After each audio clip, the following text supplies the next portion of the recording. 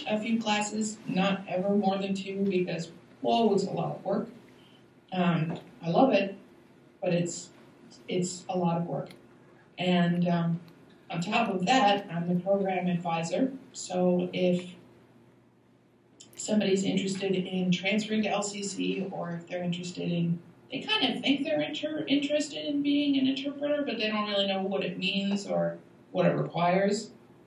My job is to talk to them, to explain the certification process, to explain the classes in the program, and to explain the difference between what school actually provides and what a prospective student thinks school ought to provide.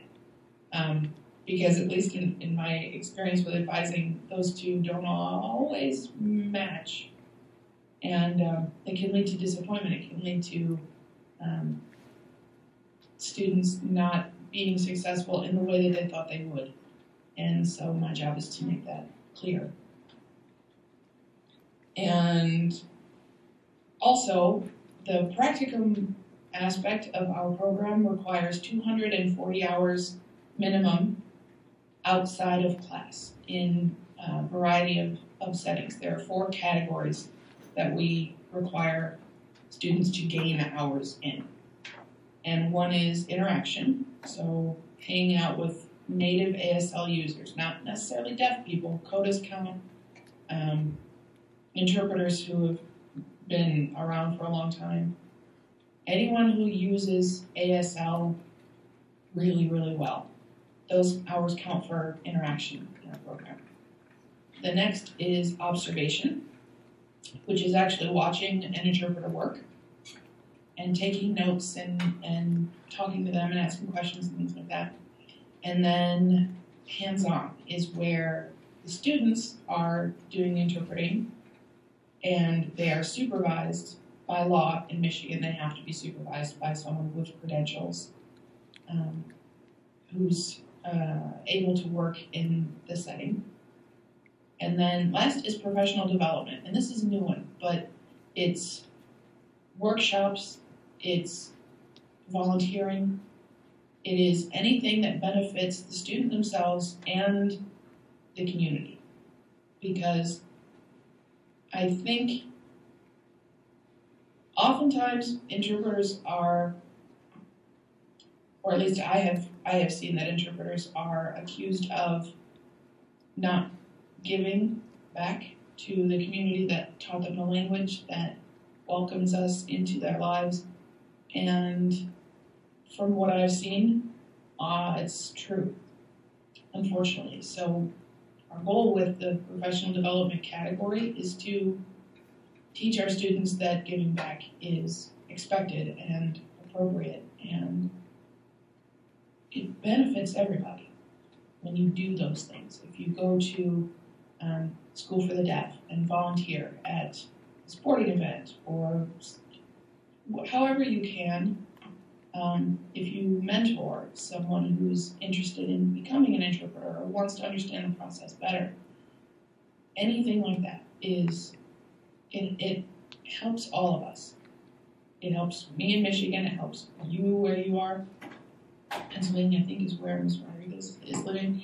And it's a good thing and should be expected of everyone who wants to be a part of this field.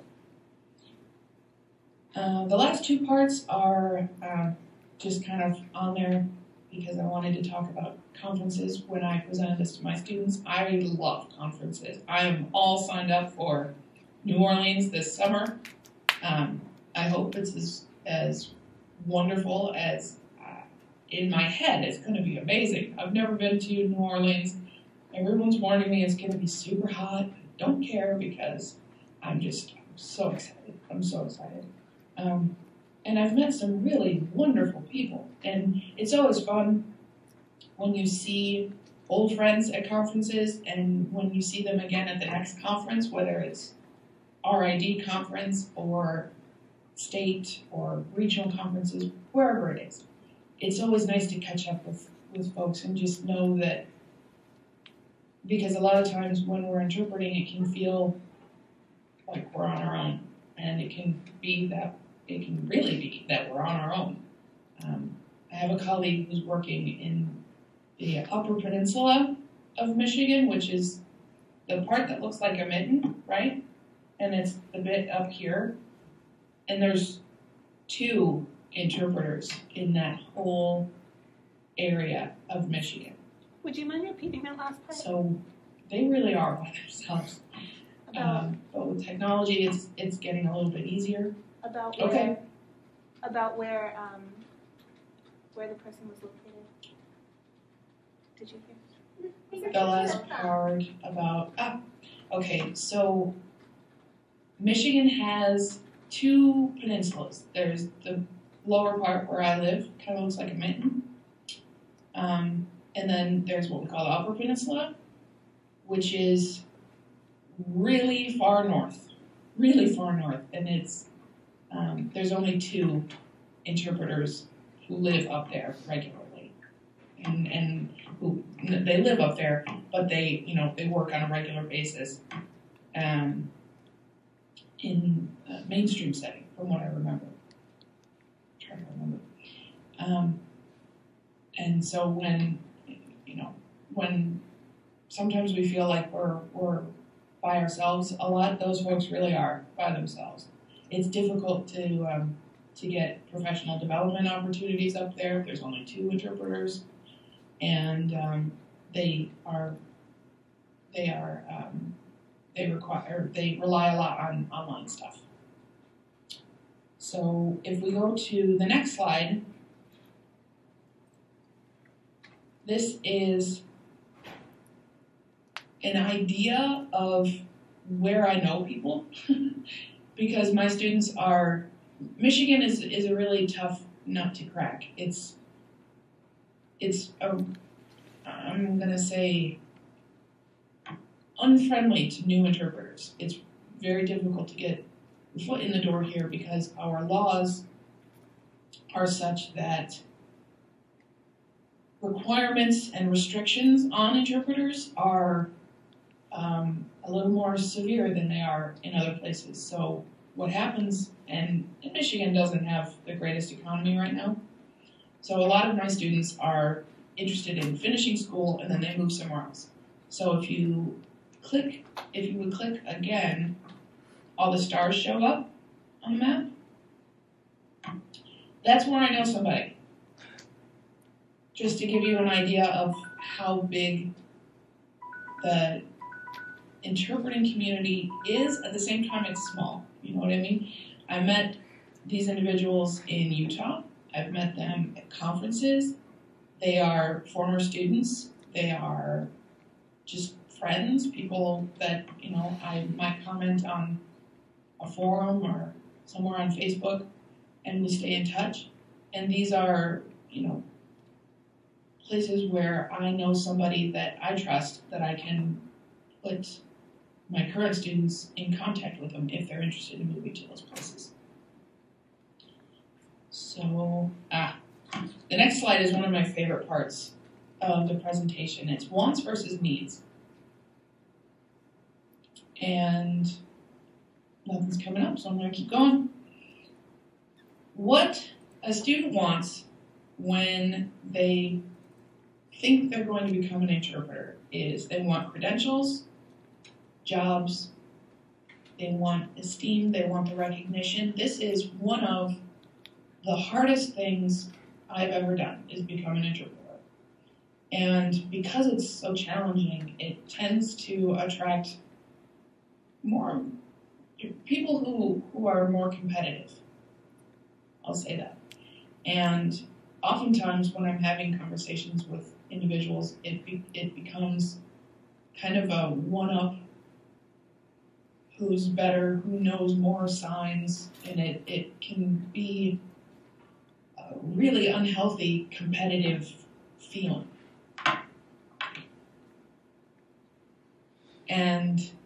But at the same time, who doesn't want to be appreciated for what they do? Who doesn't want to be recognized for the work that they produce and the effort that has gone in to being where they are. Everyone wants that, but I think there's healthy levels of that and unhealthy levels of that. Students want knowledge. There's always, in every class, there's one student who wants the extra credit, at least one student, who wants to know more, who wants to dive headfirst into this new thing, and I think that's really cool. Experience and confidence. I can't promise that confidence ever really comes. It's more, the things that I've figured out about myself, at least, is when I do an assignment and it goes well, the next time I go back, I'm more confident. And I just keep doing that until I've tried everything. That's my loose plan, quote unquote, for right now. And unfortunately, through advising, what I've found is that these things that students want kind of correlate, but ITPs, at least the one I work in and the ones that I've studied, provide a way to get there. We provide skill development so that one day you can get credentials. We provide guided practicums so that one day, when in our practicum, we require students to do networking.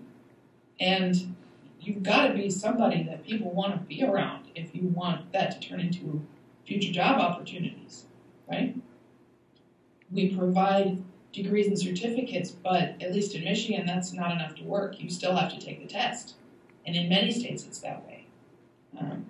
We provide access. If you get into an ITP and maybe you don't know a whole lot of people in the community or in your local community, we provide events and information about how to meet people who are going to become your colleagues, who are going to become your consumers.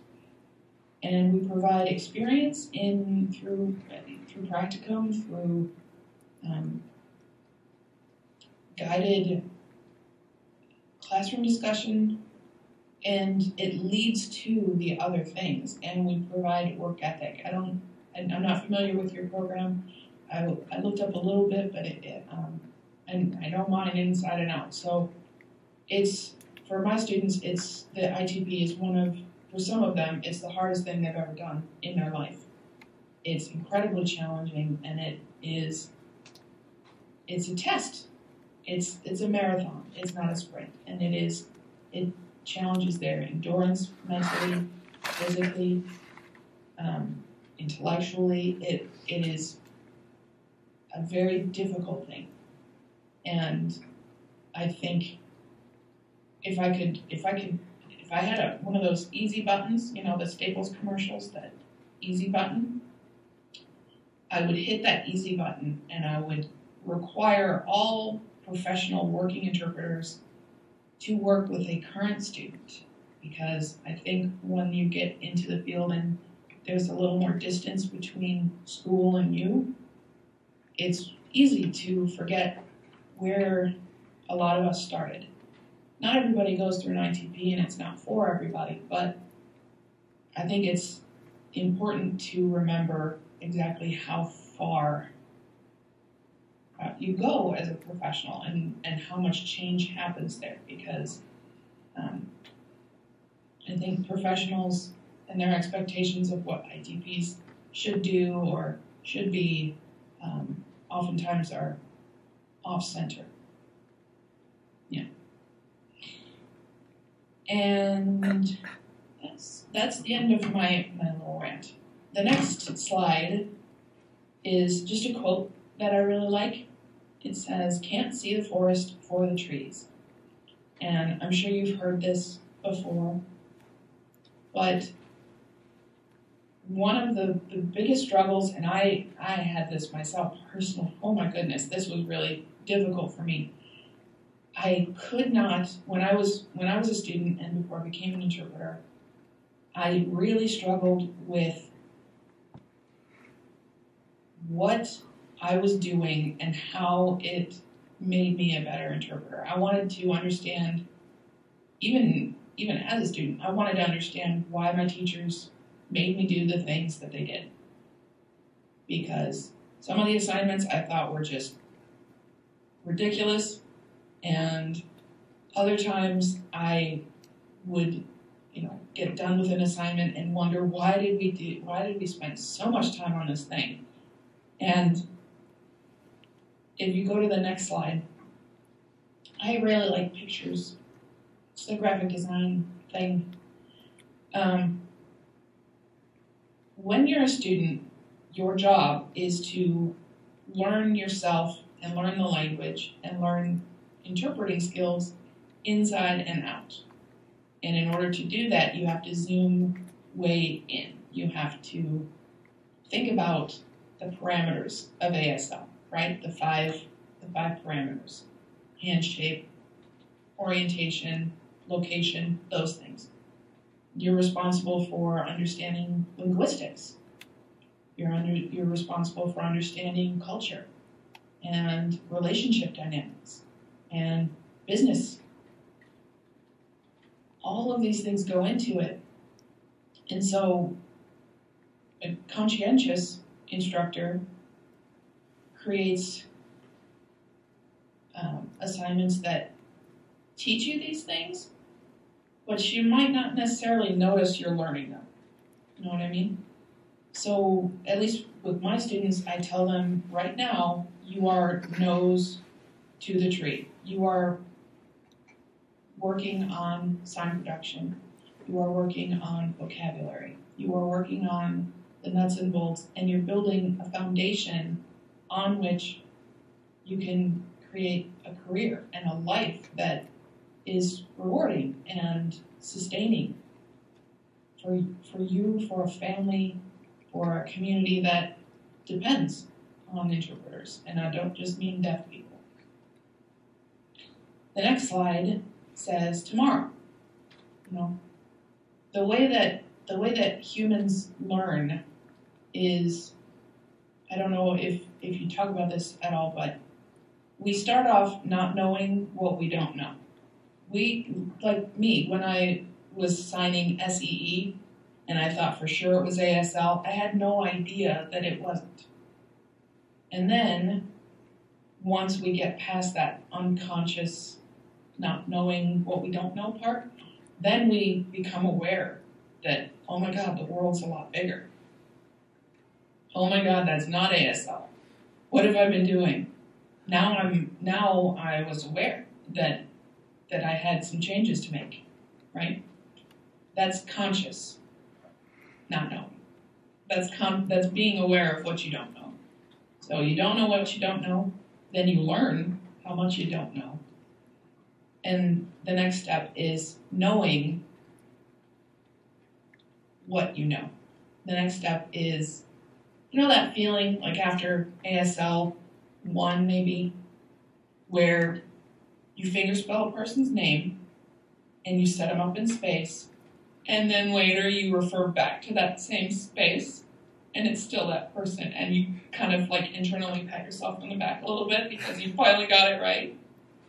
That's what I'm talking about. That moment when you're like, I got this and I'm doing it right, yay! And then eventually, those two middle steps, the knowing what you don't know and then knowing that you're starting to get good at it, right? That's what this picture is. You're no longer nose to the tree. You're no longer doing the nuts and bolts part of it. Now you can step back a little bit and you can see that the world is bigger than what you thought when you were building that foundation. And then the next slide is for the future. When you move into just doing it and doing it right, and it's just natural and you don't have to think about it anymore. And for me, interpreting has been this way because there's so much to learn. There's always new studies going on.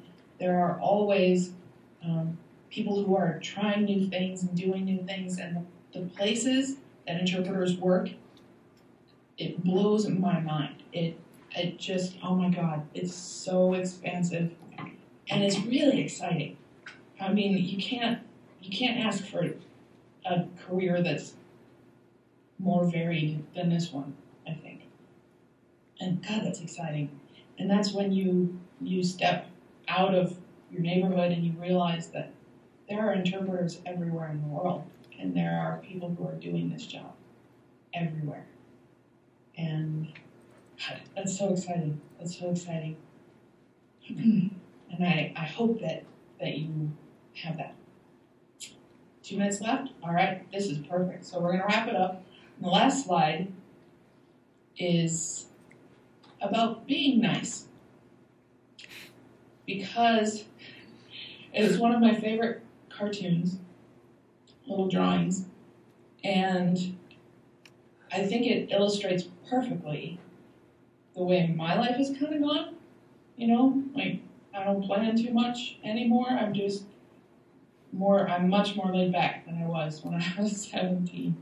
And that helps a lot with interpreting, because what you plan on when you go into an assignment versus what actually happens, or sometimes the people are different, or sometimes they need a Spanish English interpreter and nobody there is deaf at all, and there's so many things that you can't possibly foresee. We do our best to make you aware of what could happen, but we don't know everything that you're going to experience.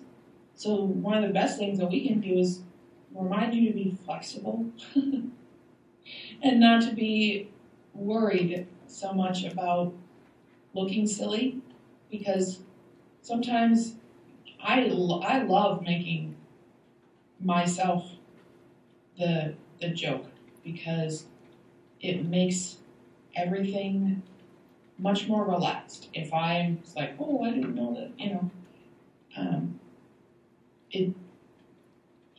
it just makes everything so much easier. And what I've found, and certainly what I did when I was a student, those observation hours, I would watch somebody interpret, and I would see something that at the time I didn't understand what they were doing or why they made that sign choice. And I was unkind. I'll put it that way. I had all these assumptions about what I thought interpreting was supposed to be, and I really didn't know yet. Some days I think I still don't know.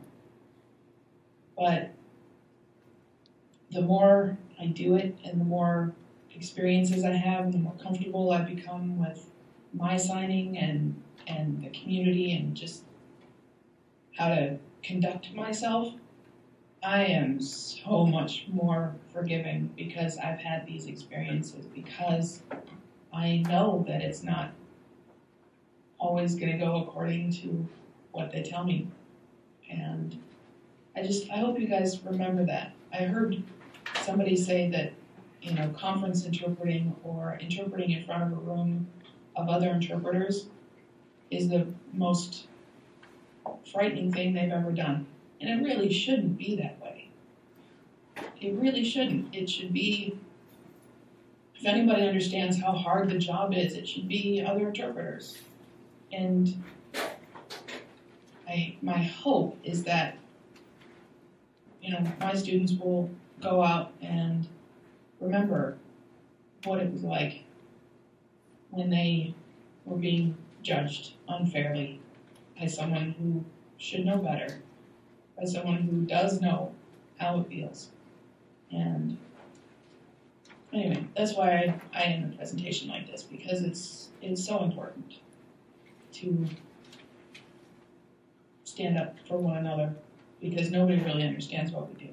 As much as we try, and as much education as we do, our own consumers often don't really get it. And so we should have each other's backs, and I think that's important. Are there any questions about living in Michigan or anything?